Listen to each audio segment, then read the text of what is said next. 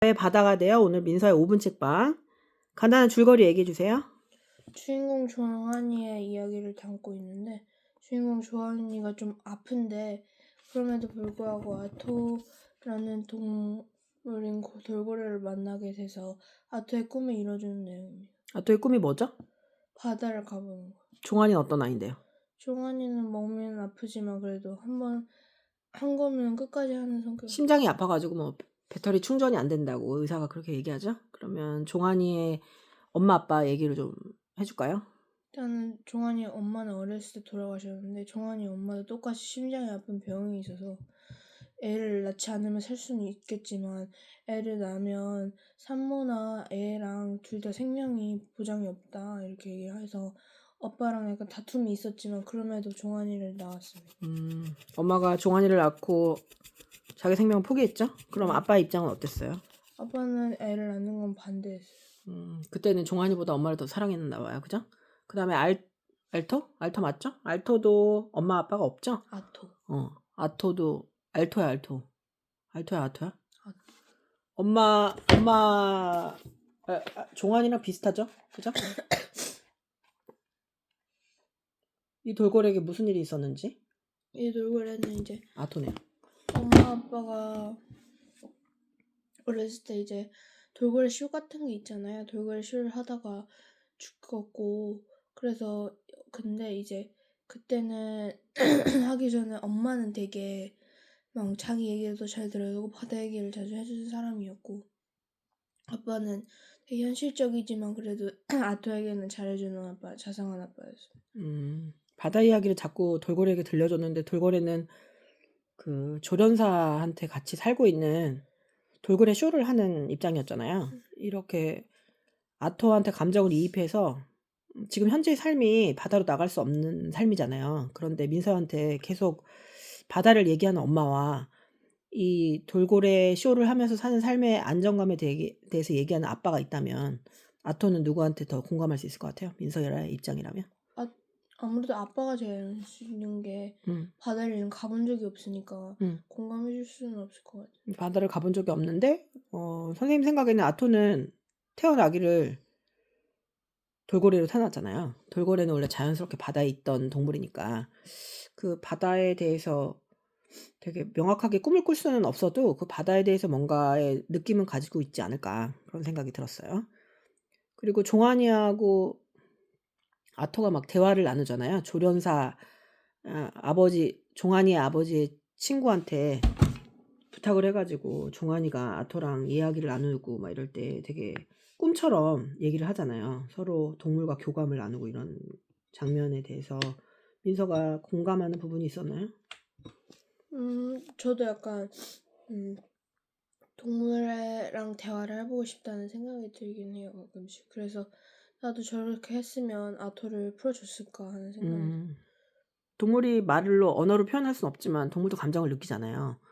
눈도 있고 눈물도 흘리기도 하고 그다음에 슬픔을 느끼고 두려움도 느끼잖아요. 그래서 동물하고 사람이 교감하는 모습을 보면 제일 행복해 보이기도 하는 것 같아요. 막 이렇게 아기들하고 고양이하고 같이 자고 아기들하고 강아지하고 막 장난치고 막 그런 걸 보면은 되게 행복한 모습처럼 보이기도 했어요. 네, 여기에서 아토의 엄마가 죽잖아요.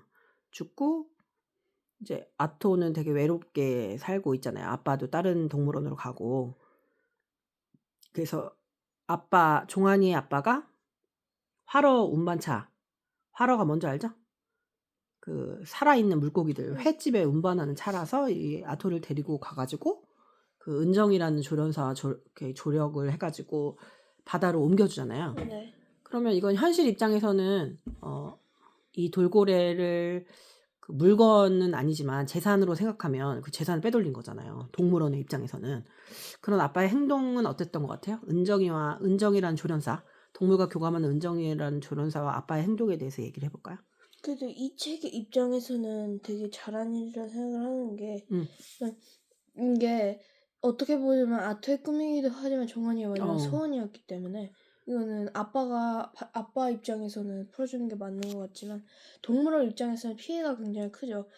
돌고래가 흔치 않은 동물인데 그걸 풀어준다는 것 자체가 이제 동물원에서는 돌고래가 이제 없을 수도 있고 그러면 이제 자손들도 얻기 힘들기 때문에 그래서 좀 동물원은 피해가 컸지만 이 책 내용에서만큼은 정말 좋았던 내용이었어요.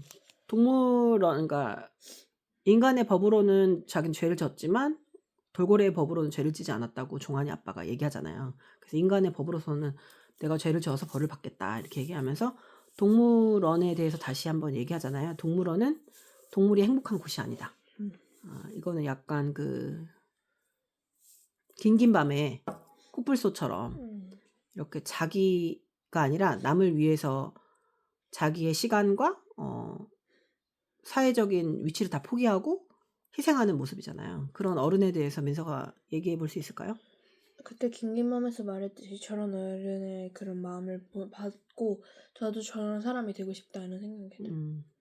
이거 보면서 선생님 모아나라는 그 애니메이션이 생각났는데 막 아빠가 우리는 바다로 나가지 않는다고 막 바다에 대해서 막 모두 다 닫아놓고 원천 봉쇄를 하잖아요. 근데 모아나는 자꾸 바다에 나가서 우리는 바다에 뭔가 있는 것 같다고 생각하고 알고 보니까 세일러였잖아요. 그 사람들이 항해자.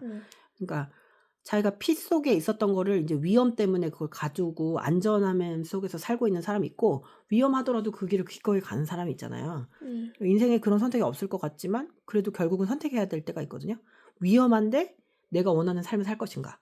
그래서 고통이 있을 수 있죠. 근데 고통은 없지만 뭔가 설레지 않은 삶이 있다면 민서는 어떤 삶을 선택하고 그 이유는 뭐죠? 저는 안전한 삶을 선택할 거예요.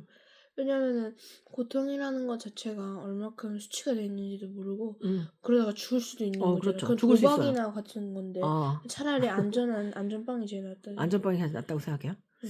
그러면 뭔가 설레임이나 뜨거움이 느껴지지 않는 삶도 괜찮아요? 아니면은 안정적인 일을 하다가도 뜨겁고 설레는 일을 만날 수 있을 거라 생각해요? 그렇다고 생각해요. 왜냐면은 인생은 항상 문제가 많은 삶이기 때문에 뭔지 결정을 해야 되고 그다음에 그 섬에서도 재미난 게 많게 될 거기 때문에 굳이 바다를 떠나지 않아도 꼭 바다가 아니어도 나의 설레임을 찾을 수 있다. 네. 그것도 좋네요. 이 글을 한 평으로 하자면 한 줄로? 너의 바다가 되어 종환이의 마지막 소원. 종환이의 마지막 소원. 선생님은 바다가 된 종환이의 돌고래 이야기. 그리고 평점은요? 저는 5점 만점에 4.5점. 4.5점. 좋았나 보죠? 네, 그림도 예쁘고 글도 괜찮았고 그래서 너무 좋았어요. 선생님도 5점 만점에 4점이고 이게 무슨 다이어리 보는 것 같았어요. 되게 예쁘고 엽서를 보는 건데 스토리가 있는 엽서 같아서 되게 예쁘고 되게 몽환적인 거 좋아하거든요. 꿈 같은 거. 꿈을 느끼게 해줘서 아련하고 애틋한 그런 책이었어요. 민서가 생각하는 모성애는 뭐죠? 제가 생각하는 모성애는 엄마의 아이에 대한 사랑은 어떤 거죠? 한마디로 하자면?